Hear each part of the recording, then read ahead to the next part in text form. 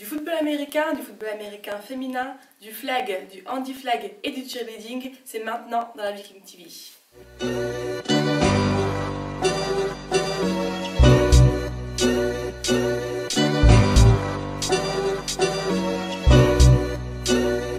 Bienvenue dans la Viking TV. Premier rendez-vous sur l'actualité des Vikings, club de football américain de Villeneuve-d'Ascq. On commence tout de suite dans le vif du sujet avec du foot US. Dimanche 16 février, les Vikings recevaient les Cougars de Saint-Ouen. Dimanche 16 février 2014, les Vikings accueillaient sur le terrain les Cougars de Saint-Ouen. Ce match au sommet opposait les premiers aux deuxièmes de la poule. Il fallait donc impérativement s'imposer pour continuer à penser aux playoffs. Le match démarre mal pour les Vikings qui encaissent d'entrée un touchdown sur une longue passe. Les Cougars feront un cadeau en laissant échapper le cuir dans leur propre end-zone que Guillaume Prévost recouvre. Les locaux trouveront à nouveau la faille par l'intermédiaire de leur quarterback Alexandre Lonck. Ce touchdown est transformé par François Stevens sur une course. En deuxième mi-temps, les Villeneuvois trouvent une fenêtre à la passe et leur receveur Jérémy Pau s'en va inscrire le dernier TD du match. Une victoire importante pour nos seniors sur le score de 20-7 qui sont désormais tout seuls premiers de la poule. Après nos seniors, tout de suite le résumé du match des cadets en déplacement à Amiens. Dans le cadre du championnat national cadet et pour le compte de la deuxième journée, les Vikings se rendaient chez les Spartiates d'Amiens. Nos cadets ont joué un match en effectif réduit car le match avait lieu le samedi en début d'après-midi et bon nombre de nos jeunes ont école le samedi matin. Après une première mi-temps difficile, 20-0 à la mi-temps, nos jeunes ont redressé la barre mais s'inclinent sur le score de 26-8. Les scoreurs Vikings sont Elias El-Wafi sur course et un safety défensif. À la prochaine journée, la réception des Léopards de Rouen le 16 mars à 14 h au terrain du Château. Nous retrouvons nos seniors qui étaient en déplacement ce dimanche 9 mars à Saint-Denis. C'est sous un soleil de plomb que 27 Vikings se sont déplacés dans le cadre du Casque d'Argent chez les Monarques de Saint-Denis sur leur nouveau terrain synthétique. Ce match promet une opposition remplie d'intensité. Les Vikings entament le match de façon exemplaire pour mener dès la fin du premier quart-temps sur le score de 14-0 par l'intermédiaire de Romain de Chevigny sur une longue passe de Jérémy Pau et une interception remontée par Alexandre Lonck qui exceptionnellement jouait linebacker au lieu de quarterback. Mais le match a dû sembler trop facile car les joueurs sortent de celui-ci et se déconcentrent. Les Monarques reviendront au score par 2 fois sur des courses extérieures mais ne parviendront pas à les transformer. Un score final de 12-14 qui nous promet un match de folie chez les Cougars dans une dizaine de jours. Au classement, les Vikings sont seconds car ils ont encore un match de retard contre les Poppies d'Albert. Dans le cadre de la journée de la femme, 10 gendarmettes de l'escadron de Villeneuve-d'Ascq sont venus à la rencontre de notre équipe féminine de football américain. Sur la pelouse, les joueuses de l'équipe des Vikings ont revêtu casque, épaulières et protège-côtes, un équipement nécessaire face à la violence des chocs. Alors le football américain, vraiment un sport auquel des femmes peuvent jouer? Chloé Leblanc occupe le poste de linebacker, c'est-à-dire de défenseur. C'est un sport physique, mais je veux dire, chacune a sa place dans l'équipe, elle est assez hétéroclite. Tout le monde peut jouer, il y a forcément un poste qui correspond à quelqu'un. Surtout entre filles, on n'est pas aussi violent que les garçons, donc il n'y a pas de risque. Sur le bord du terrain, face à ces filles qui font un sport réputé masculin, un petit groupe de femmes qui exercent un métier autrefois réservé aux hommes. J'aurais bien voulu aller sur le terrain, 6 ans de rugby. Bon, les crampons, la boue et tout, moi j'adore ça. Amélie Vanderhaeg est gendarme, son grade maréchal des logis-chefs, son métier technicienne en identification criminelle.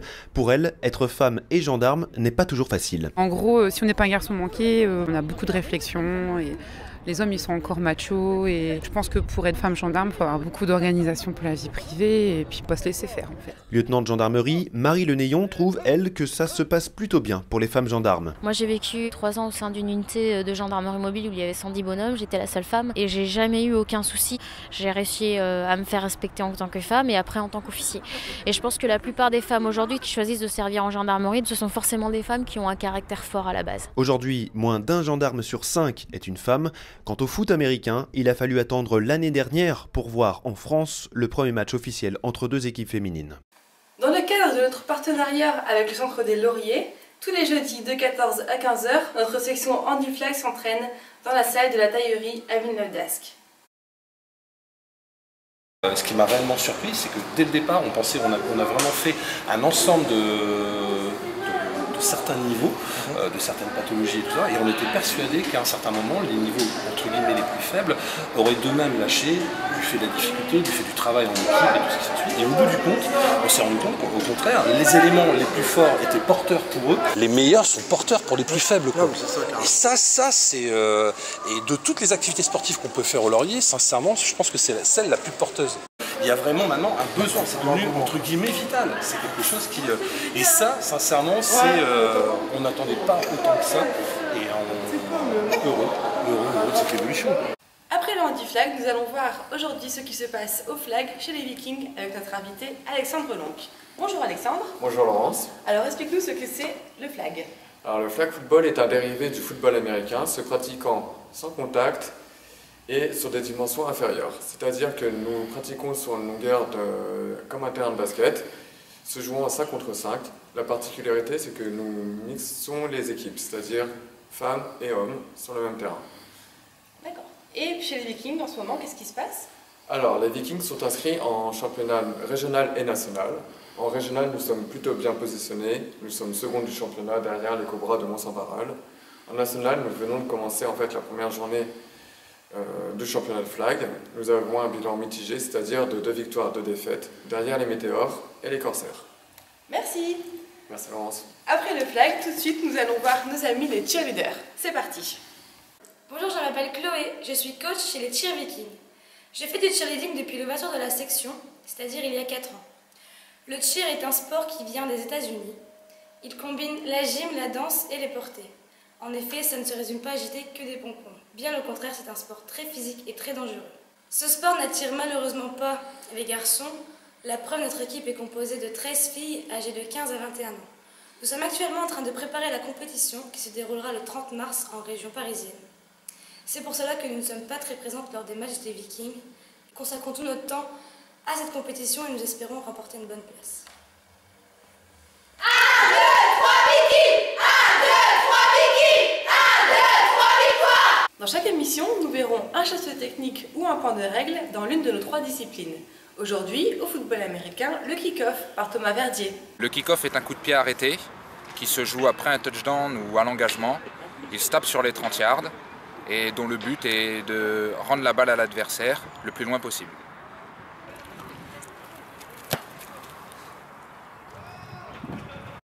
Le calendrier maintenant, avec les dates à ne surtout pas manquer. Le 15 mars, les juniors iront à la rencontre des Seagulls. Le 16 mars, les cadets reçoivent les Léopards. Le 22 mars, les seniors vont à la rencontre des Cougars. Le 23 mars, les Spartiates reçoivent nos cadets. Le 29 mars, les Poppies reçoivent nos seniors. Et le 30 mars, nos juniors reçoivent les Overlords. Surtout, ne pas manquer le 20 mars, le repas Tarte à tout, notre sponsor.